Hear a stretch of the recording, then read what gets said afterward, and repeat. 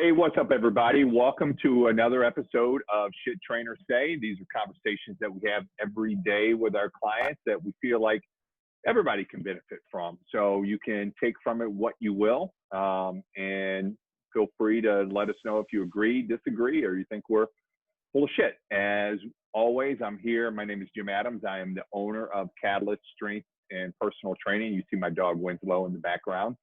We're the only two in the gym right now. And also with me is Debbie Roman, my right hand, my general manager. And say hi to everybody, Debbie. Hello. And then Debbie had a topic that she wanted to cover for this episode. And it's kind of a long title, but kind of a simple concept that we're going to try to get across to you today. So you want to jump into that, Deb? Sure. It was not even a conversation that I had with a client. It was just something that I noticed. I really try to pay attention to, how clients feel, their body language, because I think that it is part of our job to do that. Mm-hmm. Absolutely. To know how much we can push. How much can we push them or maybe not. So I noticed that I like to call that the art of training. There's the science and then there's the art. Yeah. Gotcha. Right. Yeah. So I've noticed that especially during the last 4 weeks that we've been reopened, mm-hmm. I noticed that clients come to Catalyst with a sense of maybe not necessarily physically safety, because nobody feels physically safe these days, but mm-hmm. it is a mental and emotional safe place for people. I notice it more and more because I feel like we do a good job at allowing them to be safe and to be themselves and to open themselves to us and other clients. So I've noticed that maybe it's because of the contrast of everything that's going on these days outside of the gym, all the negativity that's going on outside of the gym. I just noticed all the positive energy that we have going on at the gym.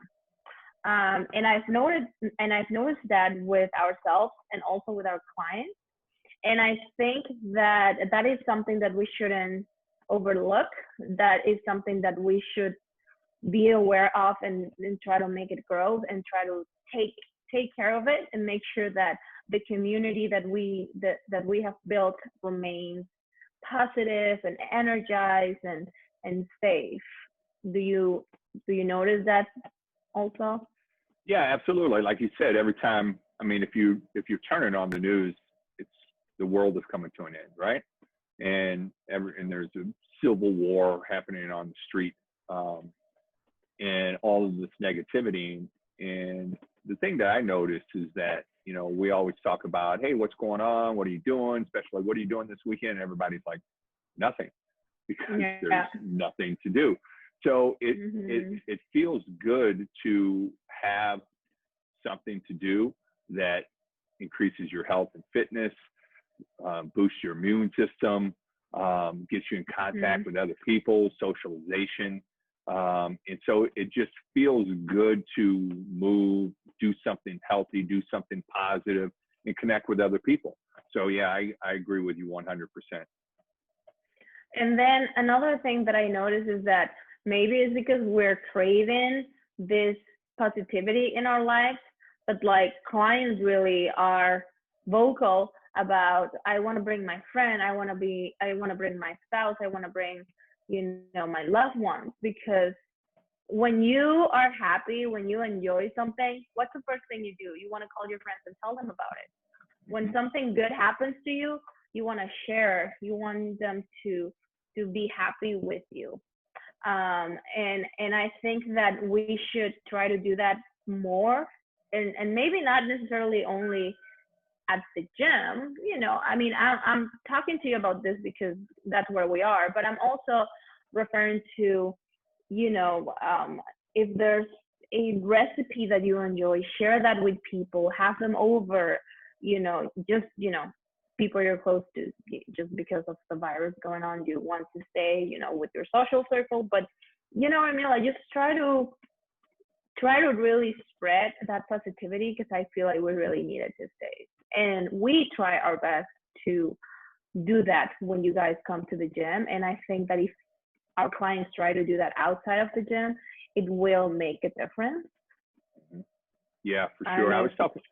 Yeah, that makes total sense, because I was talking to a guy yesterday, and he's not a client, but he's a friend of mine on the other podcast that I do. And he was saying that his dad, he loves his dad, obviously, because it's his father. But what he loves about his dad is that his passion. Like if he hears a song that he really likes, he's going to tell everybody about, oh, it's the best song.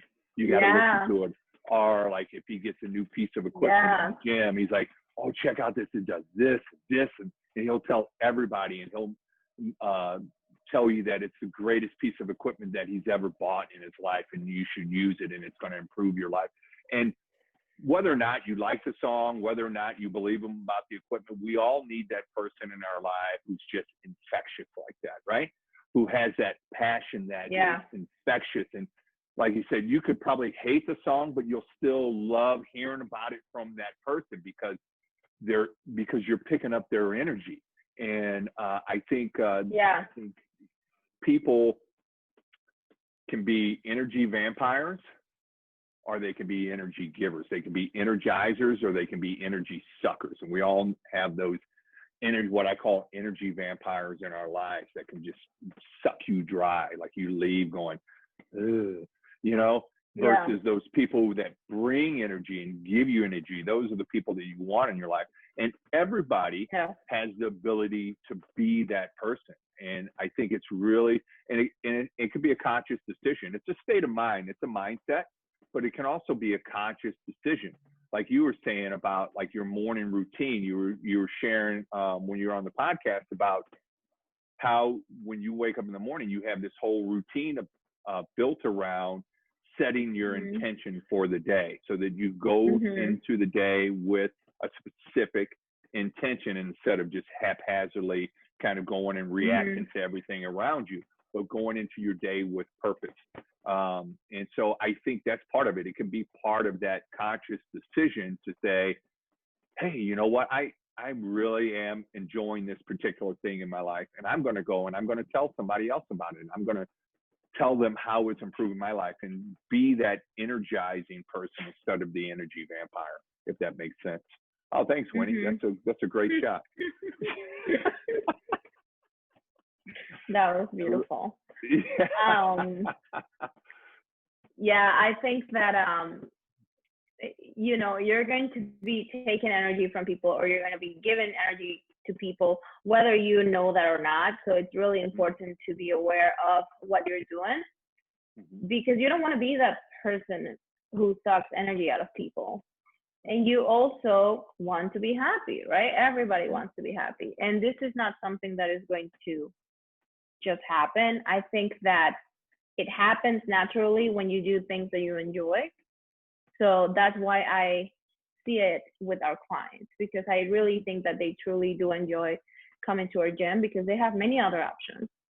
So the fact that they choose our gym is their decision, and it's because they want to be there. So I think that it's important that in every aspect of your life, you need to do something that makes you happy, like physically, emotionally, spiritually, whatever it is, so you can share that with your loved ones, and then just improve your quality of life overall. So I think that it's a kind of like a weird subject or weird conversation, but it is just something that it's been really, really present these days, and I am glad that I'm able to see that, because it makes my job easier.